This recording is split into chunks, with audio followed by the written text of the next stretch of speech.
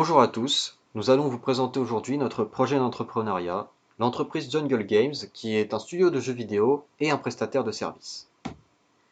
Nous allons nous présenter, donc, nous sommes tous les deux des anciens étudiants et actuellement des managers dans le secteur du jeu vidéo et nous souhaitons donc nous lancer dans l'entrepreneuriat.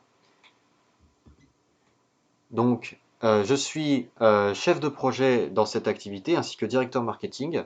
Et Basile Boyon, lui, est lead développeur et chef de la partie prestation de service. Donc nous allons y revenir un petit peu plus tard, mais nous sommes sur deux segments. Concernant... Oui, Euh, c'est toi. Alors du coup, nous avons fait une étude de marché sur la partie du jeu vidéo concret. Donc à qui ça va s'adresser finalement? Ce sera à des joueurs de tous les horizons finalement, c'est-à-dire les joueurs casuals, donc les personnes qui jouent juste de temps en temps ou qui jouent beaucoup mais pour s'amuser, qui ne vont pas chercher la compétition, et aussi les joueurs hardcore, donc là c'est-à-dire les joueurs qui vont vraiment avoir un esprit compétitif, qui vont chercher à être les meilleurs, etc. Et ça, dans les jeux de survie, c'est vraiment assez intéressant.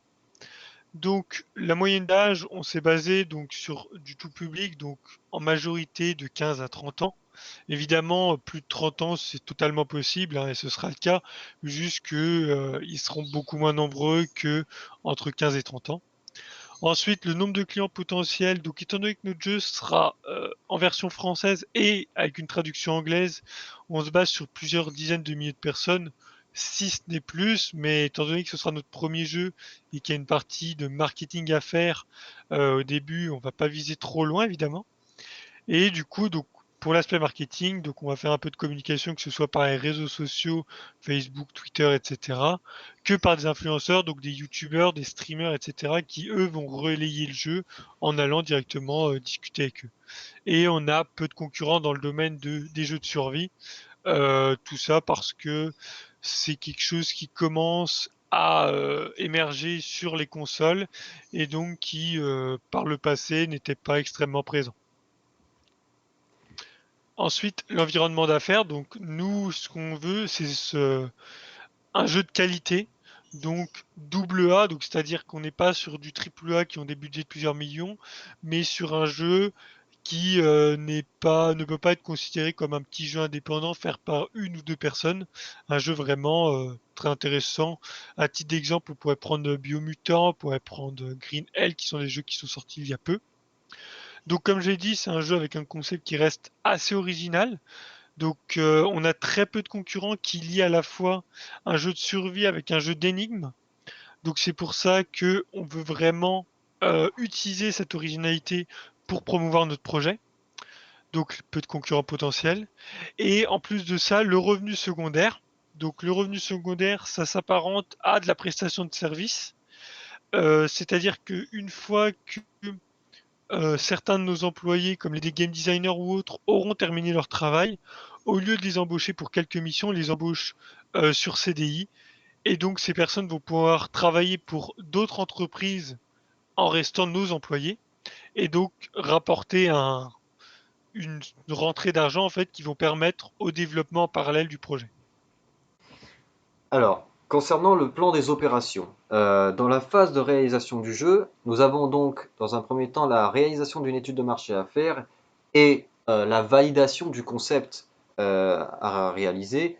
Donc une fois qu'on est sûr de notre projet et qu'on est prêt à se lancer dans la phase de production, on embauche toutes les personnes qui vont être actives dans ce projet et qui vont nous permettre également d'exploiter cette deuxième branche que nous allons évoquer un peu plus tard, notamment dans la partie financière. Donc cette branche prestation de service. Dans la foulée, nous allons créer cette communauté de joueurs, nous allons susciter un engouement autour du jeu pour pouvoir euh, plus tard assurer la partie marketing et pouvoir créer un effet assez fort au moment de la sortie du jeu. On va créer une démo qui va notamment être exploitée dans les salons où nous allons rencontrer la presse, nous allons rester au contact de la communauté et surtout voilà, pouvoir éventuellement se lier avec des journalistes pour pouvoir faire la promotion sur des sites comme Gamecult, jeuxvideo.com, etc. ou même des sites à l'étranger. Euh, Ensuite, Donc il y a toujours cette communication avec la communauté et la présence des salons qui est très importante. On réalise la version alpha qui va contenir l'essentiel du jeu en termes de mécanique de jeu. Et la bêta, alors, avec toujours des bugs à régler, mais avec suffisamment de contenu pour commencer à faire tester le jeu par des youtubeurs et des streamers. Et on va finir toujours en faisant tester le jeu et en se servant des canaux comme YouTube ou Twitch. On va finir la gold dans ces conditions et on va livrer le jeu tout en communiquant à la presse et en se servant du réseau qu'on a constitué au fur et à mesure qu'on développe le projet. La commercialisation du jeu arrive à l'issue de tout ce processus. Donc ensuite, on va parler du plan de ressources humaines, c'est-à-dire tout ce qu'il nous faut pour aboutir à ce projet qui est assez ambitieux. Donc ça va être une embauche à la fois sur le plan technique avec des experts en modélisation, des graphistes, des sound designers, etc. Mais on va avoir aussi besoin de personnel administratif et comptable pour gérer les affaires de la société et également voilà, pour toute la deuxième branche notamment, avoir du personnel qui peut servir en tant que prestataire de service. Donc dans la structure, nous sommes les deux gérants. On va avoir besoin de testeurs pour assurer le contrôle qualité du jeu, le level designer, game designer qui vont intervenir notamment au début, euh, du personnel pour tout ce qui est de garder contact avec la communauté, le community manager. Alors il y a une petite coquille, il y a un sound designer, deux graphistes, un comptable, comptable voilà, qui aurait dû être placé plus haut, mais c'est pour vraiment la gestion interne de la société. Voilà. Concernant le plan financier, et après voilà, je laisse la parole à Basile. Le plan financier, on va avoir des coûts en termes de salaire évidemment. Donc on va avoir tous les salaires à payer, les licences logicielles qui vont être des abonnements, donc notamment, bon, pour citer un exemple, les logiciels Adobe. Voilà, on va avoir par mois des logiciels à payer, des frais de location, puisqu'on va être 13 du coup à travailler, il nous faut voilà, un local, et donc du coup payer un loyer avec l'eau, l'électricité et Internet compris. On va avoir l'hébergement du site web qui fait partie de la campagne de communication du jeu, les frais de transport, notamment liés à notre deuxième activité qui est la prestation, le conseil auprès d'entreprises, c'est-à-dire quand nos employés ne sont pas comment dire, en phase d'activité. Je prends un exemple, en tout début du projet, les modélisateurs, les graphistes ne vont pas intervenir. Et donc, dans cette perspective, ils vont travailler en tant que prestataires pour aider à réduire le déficit. Voilà, c'est ce que je vais expliquer un petit peu, ce que Basile va expliquer notamment un peu plus tard. Euh, et donc, on a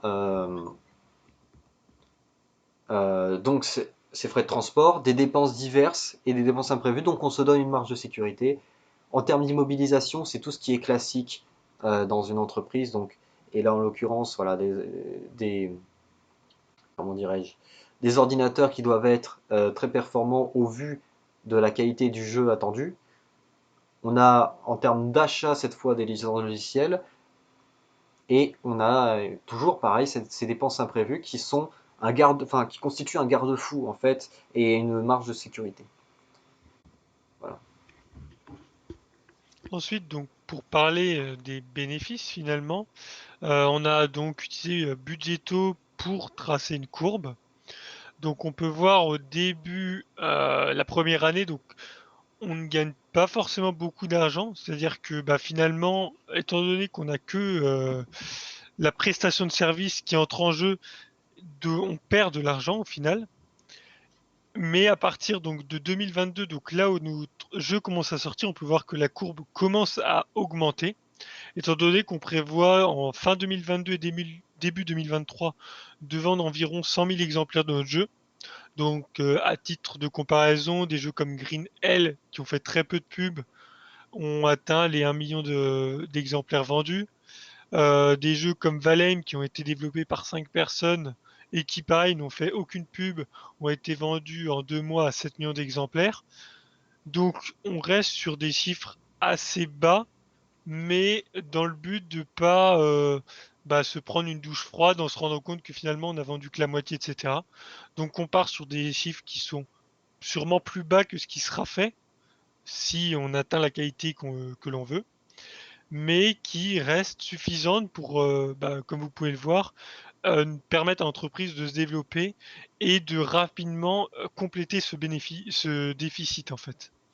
Donc argent nécessaire c'est 300 000, donc c'est-à-dire que on prend en compte que donc la première année on aura 230 000 de pertes finalement, donc ce qui s'explique avec les salaires, etc. Mais que ces 130 000 donc, vont être couverts par les 20 000 de capital social qu'on apporte au tout début, plus les 300 000 donc, qu'on souhaite obtenir pour compenser en fait. Ensuite, donc là, les chiffres d'affaires, etc.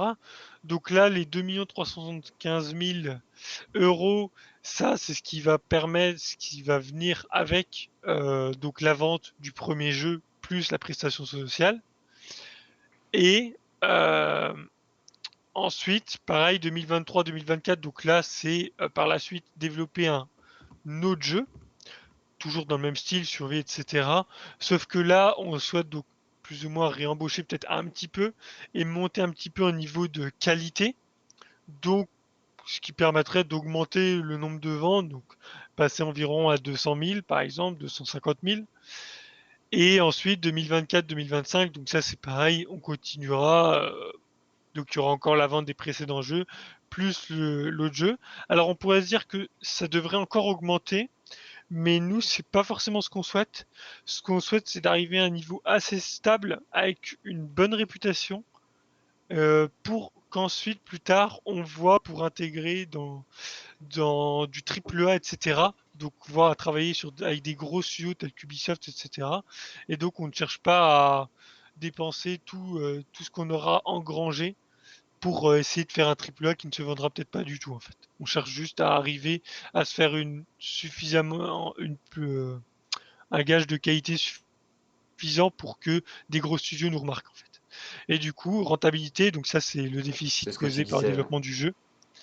Donc le conseil aux entreprises, en 8 mois, on estime que ça remboursera plus ou moins ce que tout le reste nous aura coûté. Et les ventes du jeu, si on devait faire une moyenne, on arriverait à 300 000 euros par mois. Du coup, il reste encore une diapo, donc la conclusion. Donc nous, cette société, donc elle se base sur deux fronts. Un front qui est le jeu vidéo, qui lui, on souhaite, nous rapportera pas mal d'argent au bout d'une ou 2 années. Et donc deux fronts parce que on aura ce système de prestation qui permettra de compenser les dépenses liées au développement du jeu vidéo. Donc là, on a donc fait cette réflexion sur comment obtenir des revenus.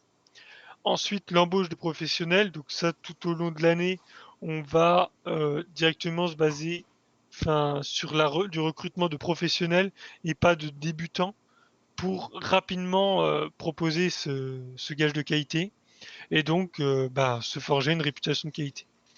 Donc je vous remercie à tous d'avoir écouté cette petite présentation de la société Jungle Games. Et si vous avez des questions par la suite, n'hésitez pas. Et on espère que cette présentation vous aura plu. Merci à tous.